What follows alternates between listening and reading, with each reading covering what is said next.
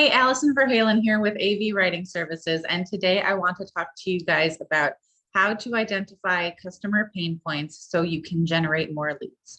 I know you're all excited about the different features that your product service can provide and how it all works. It's very exciting when you're working in that industry, but no one is searching for features. And honestly, your customers don't care how it works, they just care that it gets results.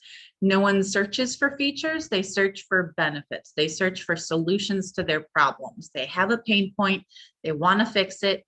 That's what they're going to look for. They're going to look for something that can fix that pain point for them. So that's what you need to focus on, which sounds super easy, right? Okay, just focus on their pain points. But how do you know what those pain points are? So that's what we're gonna cover in this particular video. So there are a bunch of different ways, and it starts with just identifying the problems that you solve for your customers. And I know that sounds super easy, but I always like to start with the basics, get the obvious stuff out of the way, because sometimes it's so obvious that people skip right over it. They tend to forget about the basics. So go back to when you started your company or bought your business or however you got started. What problems did you get into it to solve? Why did you start your company, or why did you buy this particular company? What were you looking to do for your clients, right? And again, I know that sounds simple, but there are probably some benefits you provide to your customers that you didn't even realize you provided. So for example, I hired an attorney to incorporate my business, right? And on the one hand, the problem she solved for me was incorporating my business, but she got that turned around in like a day, and it would have taken me forever to go through all the laws and papers and figuring out how to file stuff. It would have taken me forever. Plus, I would have been worried that I screwed something up, and I probably would have screwed something up. So in addition to incorporating my business right on the front end, that's the obvious thing that she provided for me, but she also saved me a whole lot of time, and she saved me peace of mind because it's done and I know it's done right, and I don't have to try and figure out how she did all of that, right? So well worth the money that I paid her to do that. So think about that. Think about some of the other ways that you are serving your clients that you may not have even realized you serve them. And it's going to take some conversations, which we'll talk about a little bit later. Next up is consider your FAQs. What are the questions that you get asked all the time, whether in sales conversations, in meetings with prospects, at networking events, when you're at a family get together and someone asks you what you do and you tell them and they say, oh, I've always wanted to know about such and such. What are those questions that you hear over and over and over again? Because if they're asking you those questions in person, chances are pretty good they're looking for answers to those questions online. That's a really good indication that there's a pain point there. So next up is look at those FAQs and take a little closer look at them. I don't ever take FAQs at face value. I always go back and do my keyword research once I hear a question and I'm like, is this something that people are really looking for online that they've not already found answers to online? But it's a good place to start is those FAQs. So next up is conduct surveys.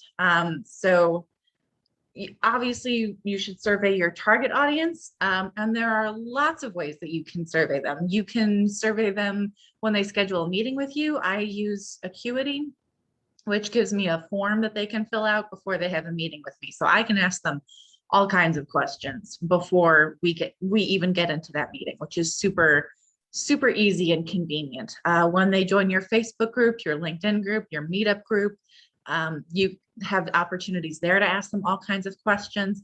When you're in a sales conversation and when you're just sitting down talking to a prospect or a client, that's also a great opportunity to have to survey them. Basically ask them, what are their pain points? What are you providing that they love? What are you providing that they don't care about? What are you providing that they didn't know that you provide?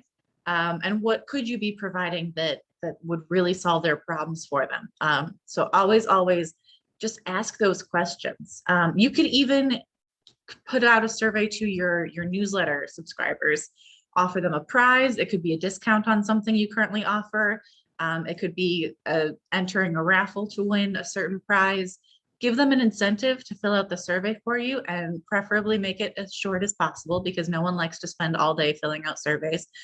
That if they like you and they like the content you provide, chances are they'll want to help you out and they'll go ahead and fill out that survey. Next, check out the competition. What are they writing about? When are they blogging? When are they publishing it? How often are they blogging? How long are their blog posts? You want to know all this stuff, because if your competition is getting good traffic, there's probably a reason. They're probably doing something right. Again, I never condone copying their content. A, it's just rude. B, it's probably going to end up backfiring against you in terms of your search engine rankings. So you don't want to do that. And remember that their niche is probably a little bit different. Even though if you're in the same industry, they're probably serving a little bit different section of the market from what you're serving. So if by copying them, you might end up attracting their customers instead of your ideal customers. And then no one is happy. So don't do it. It's rude. It's not effective. But by checking out the topics that they're covering, you can get a pretty good idea of your customers' pain points. Because again, if they're covering those topics, there's probably a reason for it. It's probably because they did their own research and found that people were searching these terms. And these are the pain points that people are saying, hey, I need this. I don't know how to fix it. They're looking for answers online. They find your customers, your competitor's blog. So if you cover the same topics or similar topics or related topics, you can also cover those pain points and attract people to your blog and engage and convert them. Next up is read reviews. So while you are checking out the competition, read the reviews, the good and the bad that people are leaving for that company. That can reveal a lot of pain points that you might never have even considered. And read your own reviews. I always recommend asking for testimonials from clients. It's great as honestly just an ego boost, but it's also great for your marketing materials. You can put that all over your website and people will see that there are other people just like them who love your product or service and saw real results from them. But again, reading those reviews can show you some of the benefits that you provided that maybe you didn't even think that you provided. I think I got this a lot from talking to my customers is like I talked about that attorney doing all these things for me and also saving me a whole bunch of time and peace of mind. Same thing for my clients. If I'm really on a roll, I can write 1,000 words in an hour, especially if I'm already really familiar with the topic I'm covering. If I have to do more research, it might take me more like an hour and a half. But for most of my customers, that is not the case. 1,000 words can take them all afternoon. It could take them all day, especially if they spend hours staring at that blank page, struggling to come up with something, or they're doing other stuff around the office, avoiding writing because they hate writing. So again, that's a benefit I provide that I hadn't even thought about until I heard that from a few of my customers talking about how for me, it was only like an hour or two, but I save them half a day to a day, depending on the customer. So read those reviews, talk to your customers to get that feedback, which leads me to my next point. Talk to your team. If you have a sales department or a customer service department, those are your most valuable assets, not only for bringing money in the door and keeping money coming in the door if they're making sure your customers are happy, but they can also be your greatest source of information on your customers because their job is to spend all day talking to prospects and customers. So they're hearing a lot of the same things over and over. But you need to ask your team the kinds of things that they're hearing because they're just going to assume that you already know it. So they're not necessarily going to volunteer to tell you this information unless you specifically ask for it. So always ask your customers when you talk to them and ask the people on your team who spend the most time talking to your customers and your prospects, what kinds of things they're hearing that maybe you could act on. Next up, conduct exit interviews. So a lot of companies have exit interviews for their staff, but personally, I think it's just as important to make sure you have exit interviews for your customers so you can identify what went wrong and if there's something you could have done to prevent the loss of that customer. Don't get me wrong, there's always stuff that's outside of our control. Sometimes you lose a customer for one of those reasons and there's nothing you can do about it, and that's fine. But sometimes these relationships break down because of a lack of communication. Maybe they need something that you do offer and they didn't even realize that you offer it. or maybe they need something that you don't currently offer, but you could offer it. You just didn't realize there was a need for it. So have those conversations. I know it's always a little awkward after someone fires you. No one likes that to have that conversation, but it can really pay back over and over and over again in future earnings if you realize what you did wrong. Again, assuming there's something you did wrong. Sometimes stuff happens, pandemics hit, people have to tighten their belts. We've all been there, done that. But it is important to, again, know the difference between what you can control and what you can't, because sometimes there are things that you could be doing a little bit differently, but maybe you didn't even realize it. So talk to your customers about that. Kind of along those same lines is the social listening. So there are a bunch of social listening tools available that give you all the information you could ever need about what people are talking about online, specifically on social media. You can ask it to alert you to conversations using certain keywords, or anytime they mention your competitors, anytime they mention your company, you can see what people are talking about around those topics. So again, if they have a pain point, chances are they're going to go to social media to talk about it.